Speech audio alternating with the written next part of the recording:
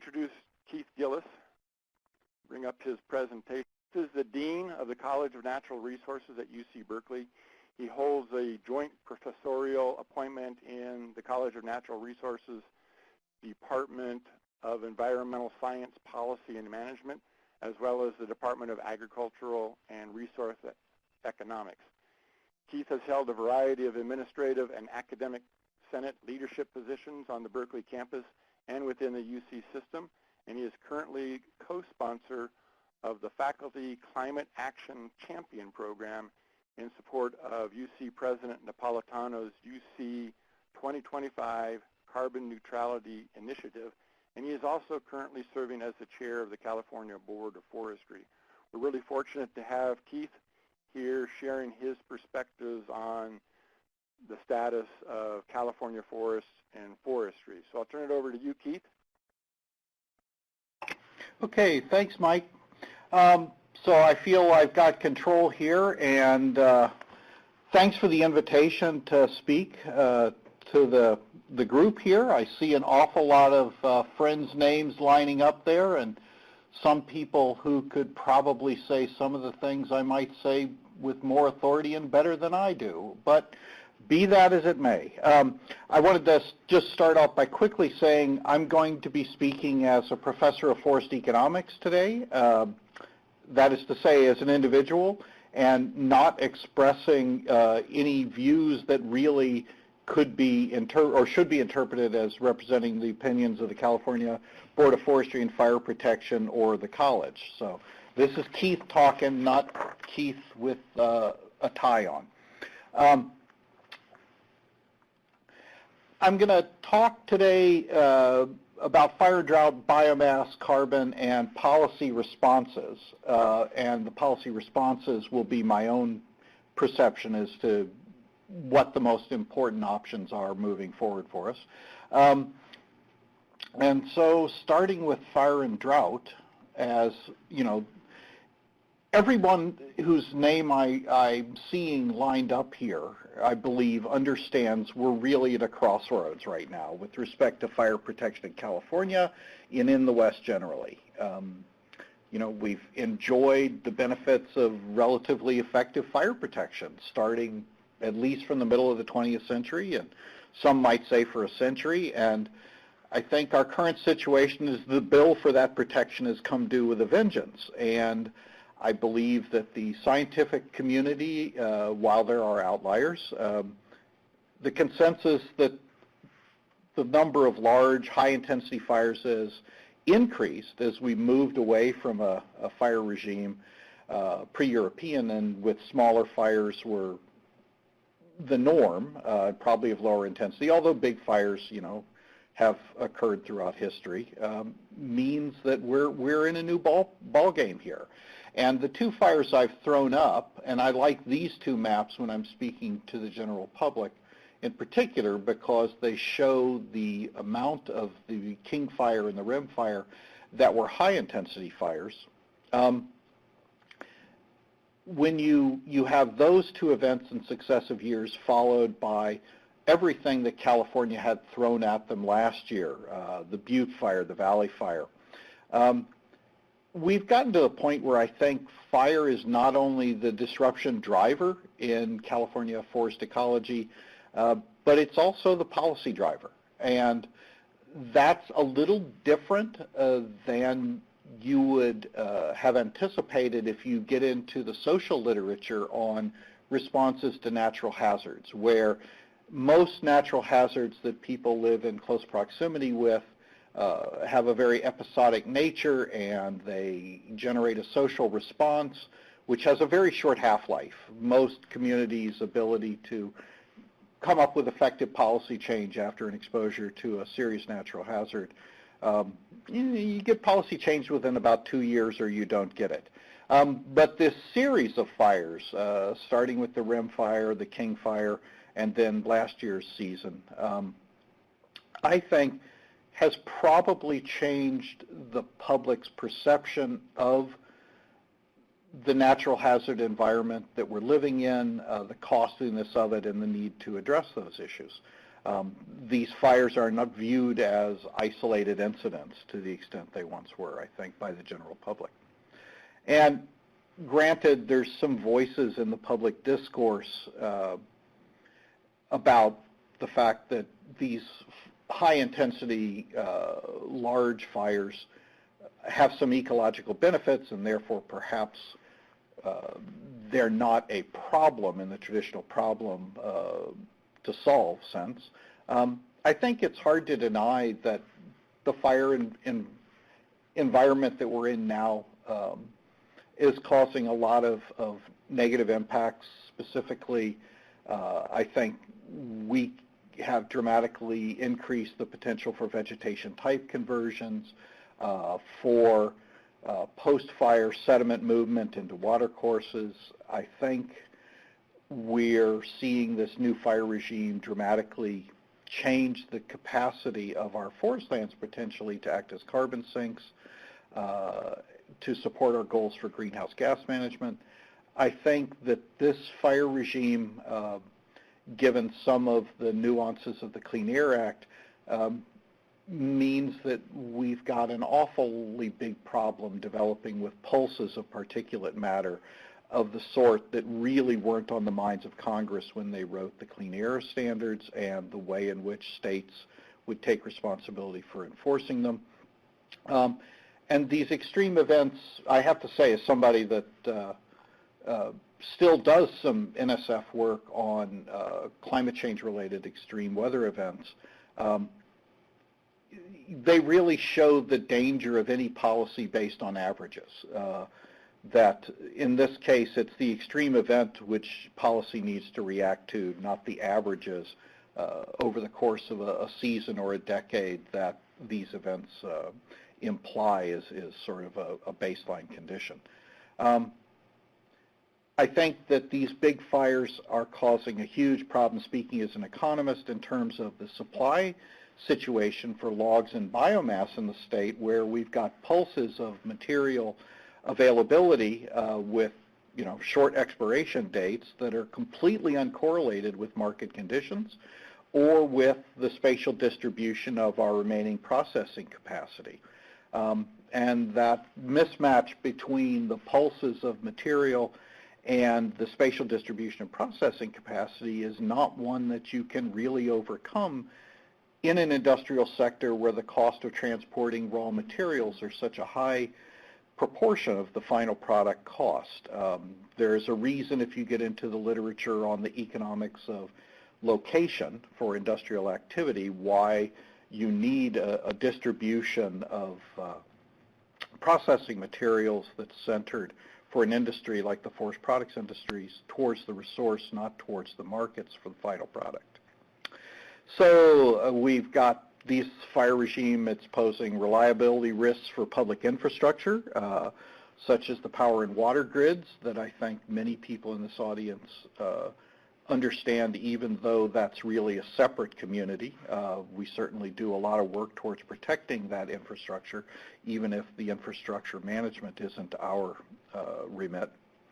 I think that this changed fire regime is imposing really significantly different costs than the taxpayers had anticipated or willing to provide in the long run, perhaps, to cover fire suppression costs, public safety costs, social services, all in a fiscal environment where we're really having trouble covering the bases already.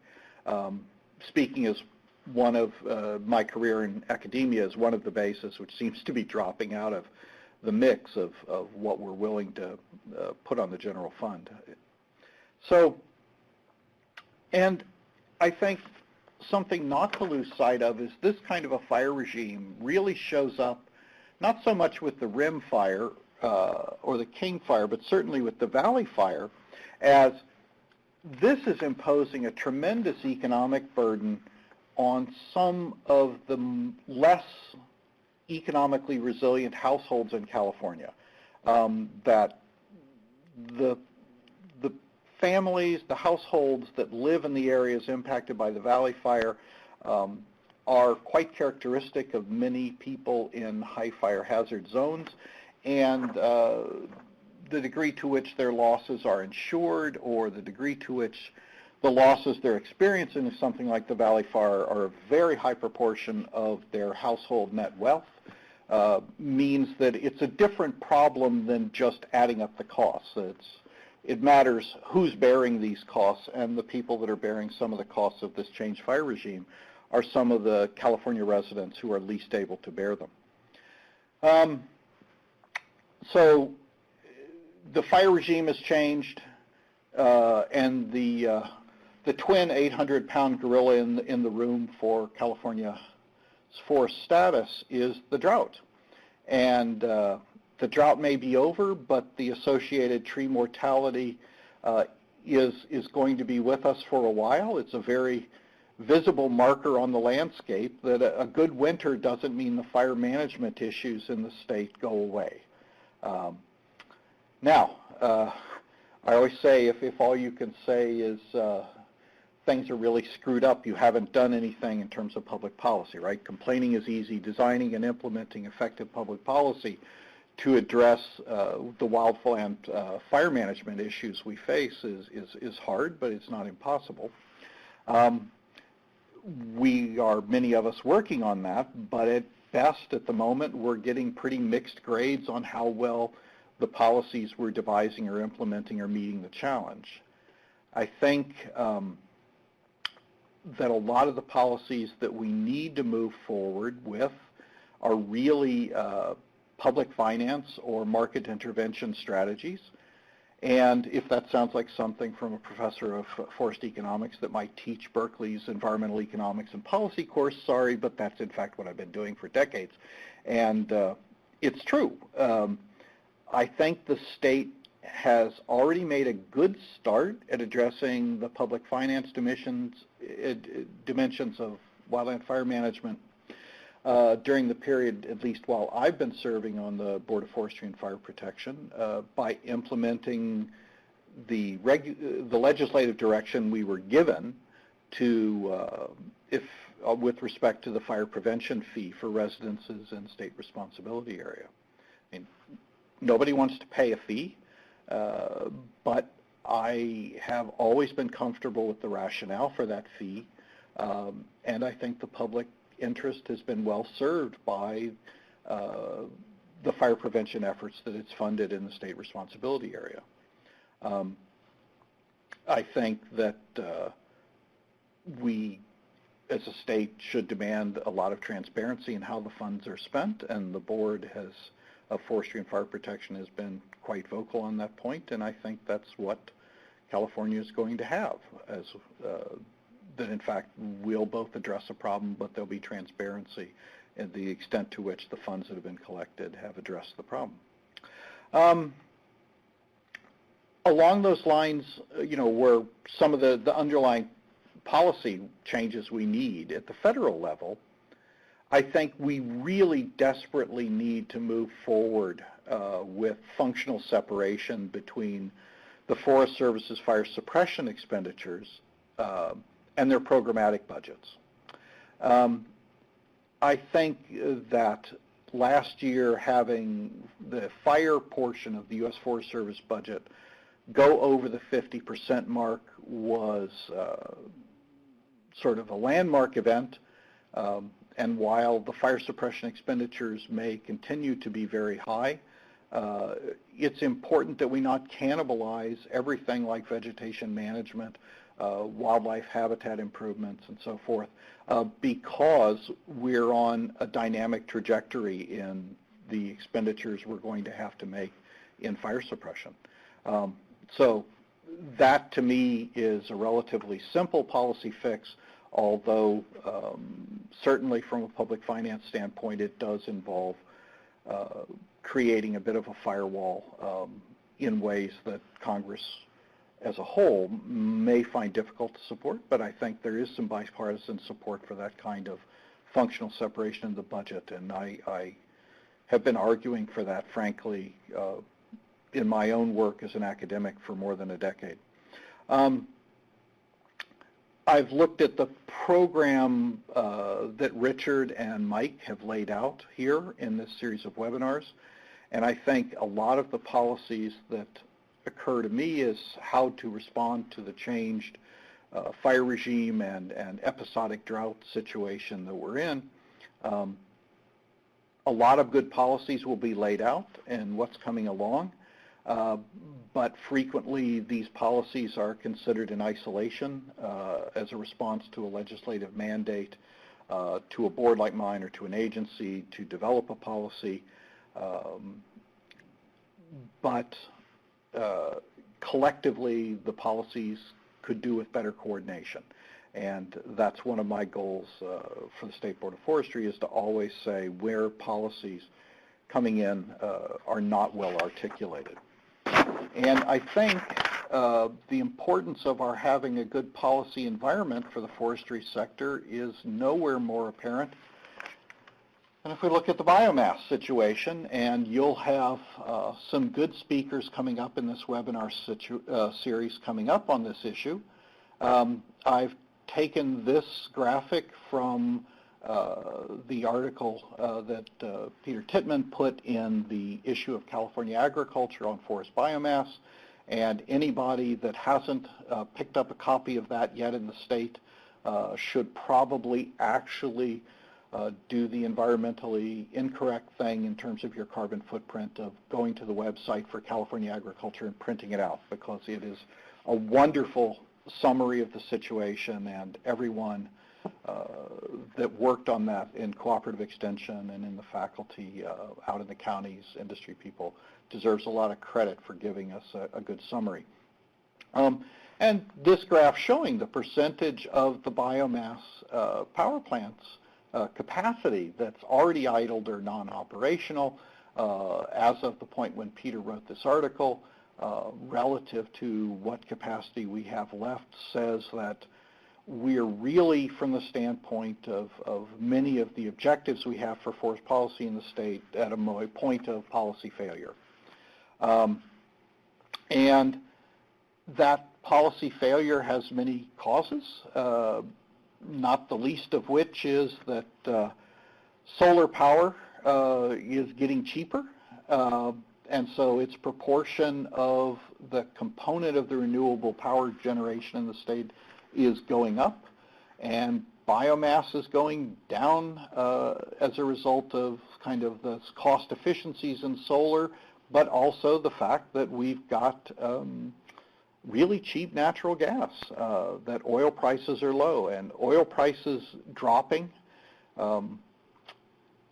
is not actually, from a policy basis, a good point for, or a good basis for long-term policy. That while shocks to the economic system, like the Arab or the OPEC oil embargo, result in a burst of creative energy and efficiency and transformation of your industrial sector, you shouldn't have long-term policy as it relates to, say, an ecosystem management objective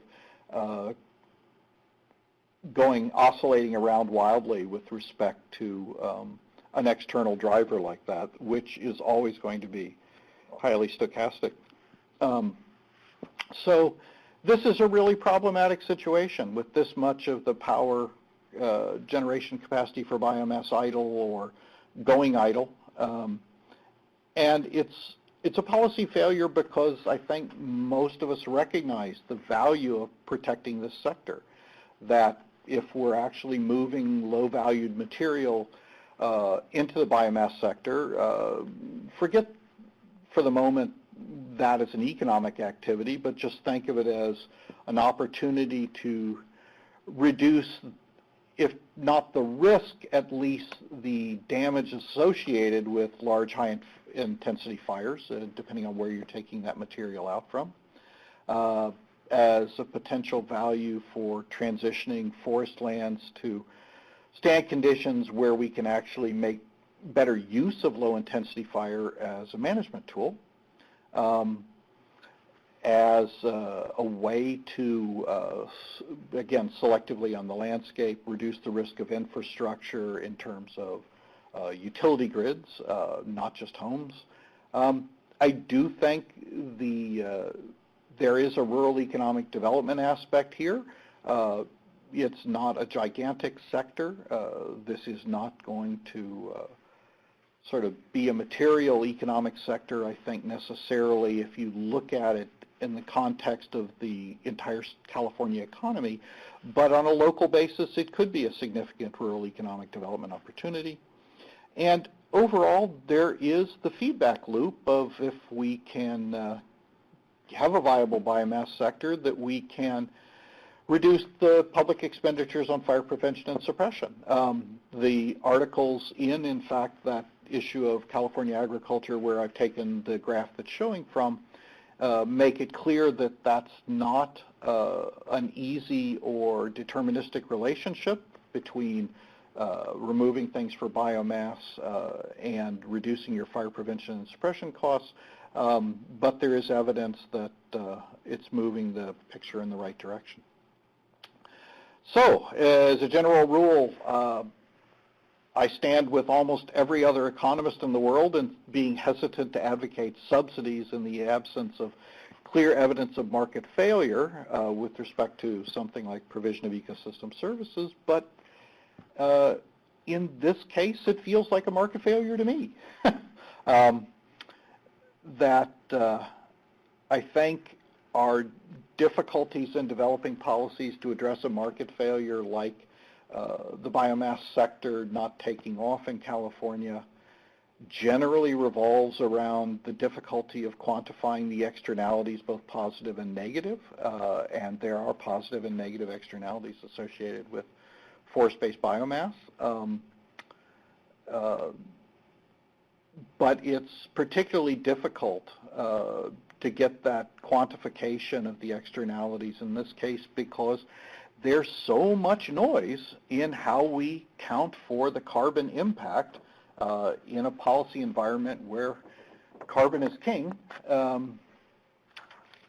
And I'm going to show you a series of slides now to illustrate why I think we're having such difficulty coming up with a policy suite that will address the opportunities of the biomass sector and come up with the finance mechanism that could make it work. And these are some slides that I've taken from a presentation I asked Bill Stewart to make to the California Board of Forestry and Fire Protection. And I think they really illustrate a situation that I want to state right at the onset is not the result of incompetence or malfeasance.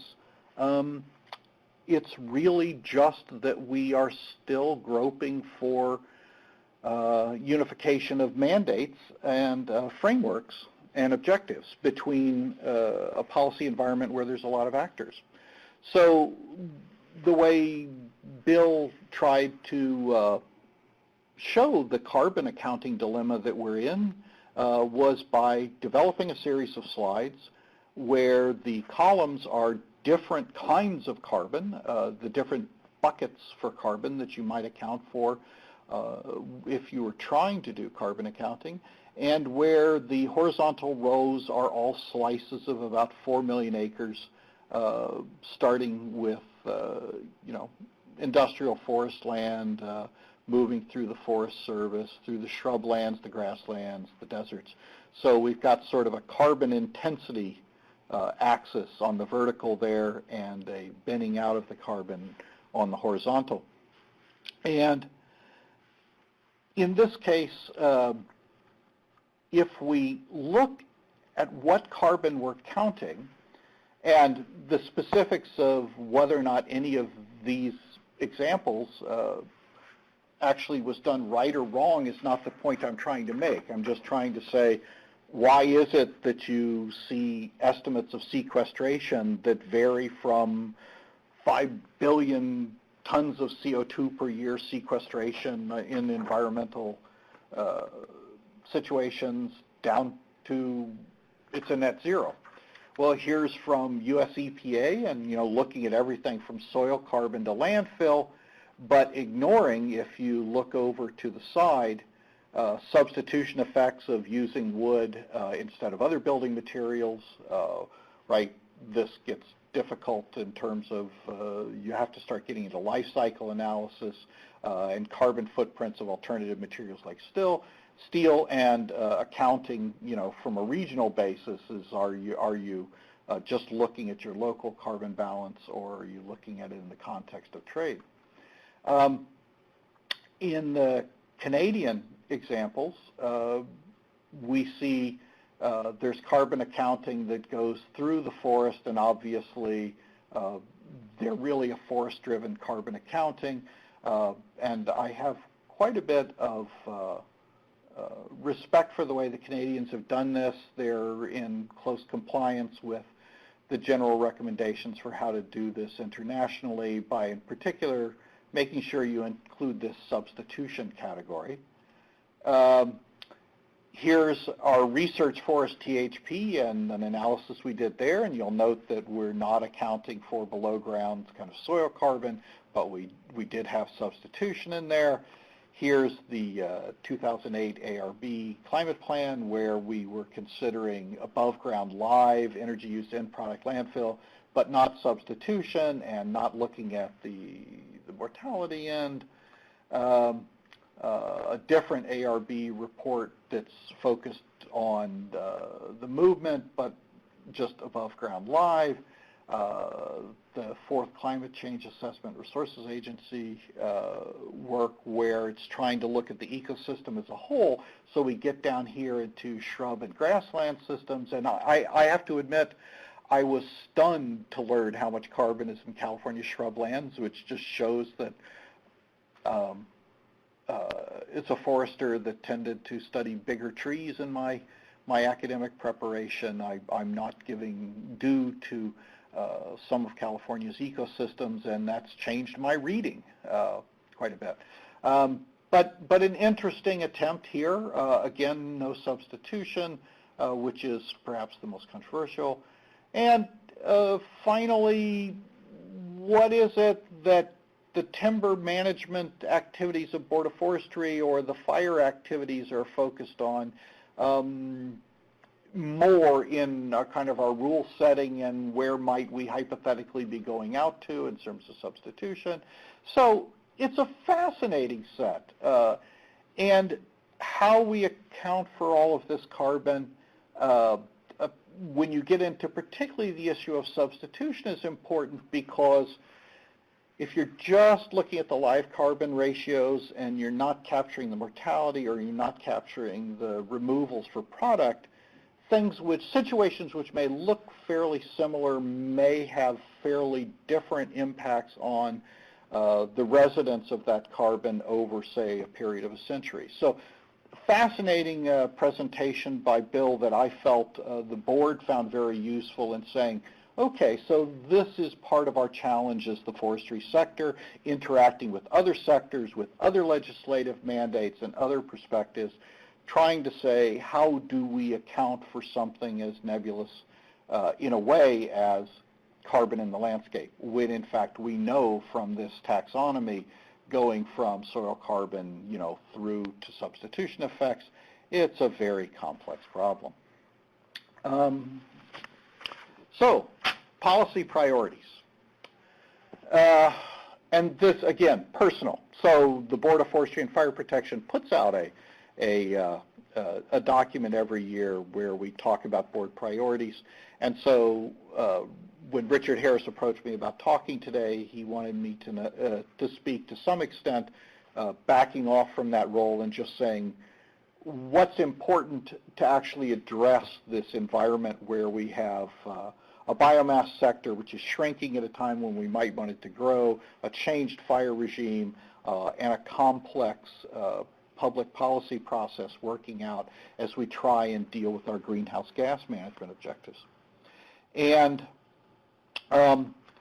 these are my five, personally. The vegetation treatment program, programmatic EIR, the forest carbon plan, our working forest management plan, rules, road rules, and effectiveness monitoring. And just let's start with the Vegetation Treatment Program, EIR. So the programmatic EIR for vegetation management has had a very long gestation. I'm not sure there is any mammal which has a gestation period of that length. And, you know, the only programmatic EIR that's in effect in the state right now is actually the old chaparral management plan. And I came in onto the Board of Forestry and Fire Protection when this effort was underway. We're still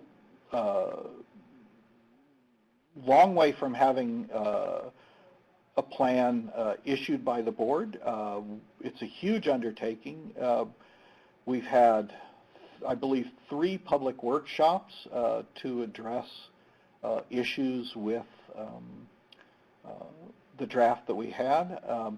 I think it's been well worth the effort to engage the public in this detailed series of public workshops to see what we can do about getting this out, because even though the objectives of this document are quite modest, perhaps a doubling from the current rate of 25,000 acres treated per year to a programmatic level of 50,000. I think financial and managerial and public engagement limitations considered, a doubling of the program is feasible. But saying, well, no, we would need hundreds of thousands would have created a very different document, and in fact, not been a feasible alternative to consider. So I think it's a modest plan, but it's very important. It will be a success only if we can use the programmatic EIR in a way which builds trust between all of the stakeholders involved in this, with respect to what kinds of vegetation treatments make sense on the landscape, with respect to both reducing the risk to health and safety and infrastructure, but also threats to our ecosystem values. So we're trying very hard to listen carefully on that, and I feel we've come a long way in the last year on this programmatic EIR. It's important. And I think that really it will potentially be a very good mechanism to facilitate community engagement with all of these programs as sort of an underlying document to facilitate the kind of community engagement through the community wildfire protection planning process, to help people reduce the overall transactions costs of doing things that communities want to do. So I am an economist. Cost effectiveness of both planning and program delivery is very important to me. So we're hopeful on that. The California Forest Carbon Plan, here I'm going to be fairly brief, in part because I'm a participant in the process, and that means that I don't want to stake out turf that's not within the decisions that we're working on and become an outlier. I'm trying to use my participation in this process to help a consensus evolve. But I think we need to come to some really clear agreement on how we're going to count carbon and how that might be used as a basis to determine what might be the support level in public policy to support the biomass power generation that would capture the unquantified the non-monetary, non-monetized values in terms of the ecosystem or infrastructure protection that would be associated with having this sector operate on a slightly bigger scale. So love to hear some comments on that, and I'll be hopeful that over the course of all these webinars there'll be some good feedback the board can have to help us in guiding our engagement in that process. Speaking really fast, the Working Forest Management Plan I think is very important we've been working hard in response to our mandate from Assembly Bill 904 to develop regulations for these working forest management plans for landowners with up to 15,000 acres that would allow them to conduct operations under harvesting notices rather than THPs, building on the effectiveness. There was clearly a demand for this kind of management planning where you do a lot more management planning up front and operate within the guidelines you've set up. Then if we look at the history of the non-industrial timber management plans that this is based on, I think long-term planning being encouraged is a great thing. I think if we can increase the productivity and potential for sequestration of the timberlands, increase regional employment, actually improve aesthetics, challenge people to perhaps even a higher standard of ecosystem management in support of our desire to have the ecosystem processes and services we enjoy from forests result from the management, then this is really well worthwhile. And I wish we were farther along in this process. It hasn't been without controversy, as the vegetation treatment program's programmatic EIR has not been without controversy. But I have to say I've been awfully impressed by the diligence of the board's staff, which is quite short-staffed because it's actually a good time to be getting jobs in California forestry, working very hard and burning the midnight oil, helping us move that forward. Just briefly, road rules, last year we finally came to the conclusion of a decade-long process to say exactly what kind of guidance do we want to give on the landscape to people in terms of how we serve our desire to provide intelligible guidelines for foresters, but also have a framework that's going to accomplish the environmental protection objectives that motivated those rules. I think that I'm glad we got this done, but adaptive management is the order of the day, and that fits in with my last priority, which is moving into the era of effectiveness monitoring, because if the road rules are out there, the big question I have is, do the road rules we wrote, did they accomplish or are they accomplishing the objectives that we have? And I have to give a lot of credit to my fellow board member, Stu Farber, and Russ Henley from the Natural Resources Agency, trying to move along this idea of an expanded effectiveness monitoring program to give us objective evidence on which to base an assessment of how well things like our public regulatory code dealing with roads are working towards those objectives. So in closing, I went on the board with a very idealistic notion that I'd follow in the footsteps of Hank Vaux, Bob Heald, Gary Nakamura, others from UC Berkeley, Cal Poly, Humboldt State that have tried to base their decisions on the board and what the best available science tells us, and I can't think of any better way to do that than investing money in getting the science we need, and that's why effectiveness monitoring comes up as one of my priorities. And I'll shut up there. Sorry, I'm used to speaking in lecture time blocks, and so I tend to talk too long. So, how's it going? Very good, Keith. Thank you for a great presentation and your insights. So now for the attendees, if you have any questions, now would be the time to pose them. We've got about 15 minutes for questions, and then we'll move on to Richard Harris's presentation. There was one question that came up during your slides of the Bill Stewart grid where a person asked. Yes, I see Feliz asked, could I explain the columns? And the columns are just different characteristic ways in which carbon is binned out for measurement. Fairly standard, going from inorganic carbon, below ground organic carbon, dead down carbon, through to the end products, those end products put into landfills, and the substitution effects, which is the tricky one, which is saying if I use a beam that's made out of wood as opposed to one that's made out of steel, I've had a substitution effect, and if the steel beam has a higher carbon content, so to speak, in terms of the way it's processed than the wood, then I've got a net carbon savings. So that's what the columns mean.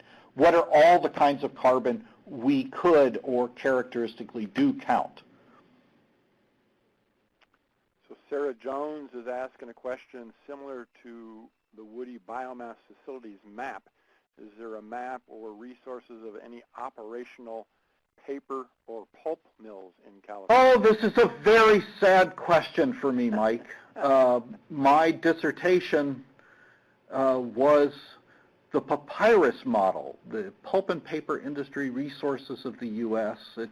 It's morphed. It's now the U.S. Forest Products model in version 29 or whatever version. It's not my code anymore.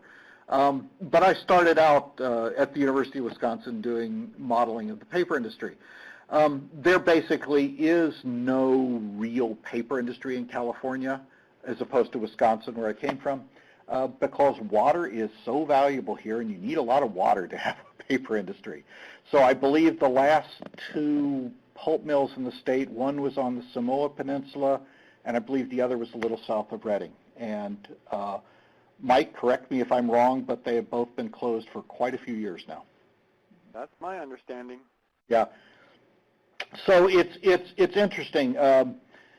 It's actually always it's a great question because it actually creates a problem for us in terms of how you might otherwise use waste stream material from the forest products industries that in the Pacific Northwest, typically the paper industry is co-located with the solid wood sector and just becomes a waste stream, solid waste diversion, which works very well with the material that's not suitable for the paper industry moving into cogeneration. Yeah, I was very surprised to come out here. I started doing fire research when I got here because I found out, oh, they have no paper industry. Any other questions? Actually, I see that Richard had a perspective on the wood or the paper question from Sarah. So Richard, what's your thought? There is a paper sector, but it's not a classic pulping sector.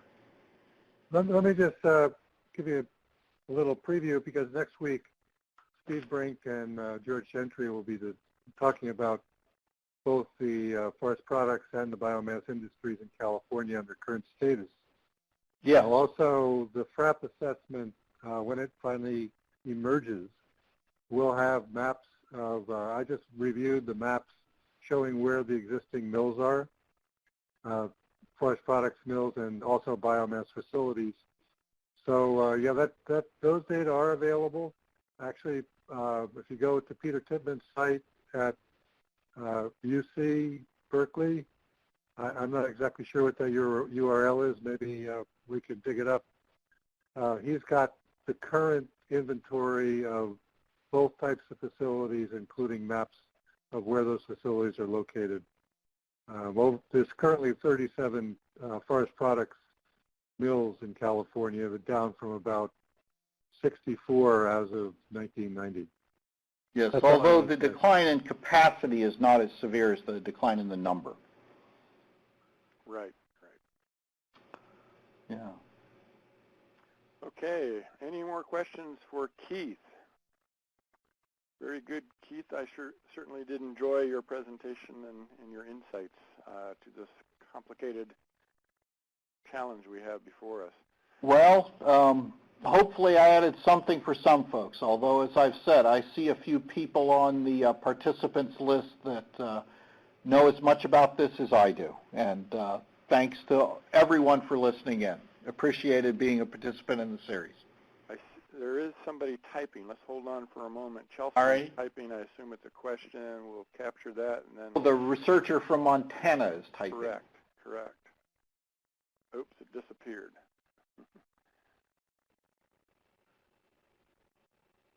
Okay. Well, let's move along then to... I'm easy to reach. My email is just gillis@berkeley.edu. Very good.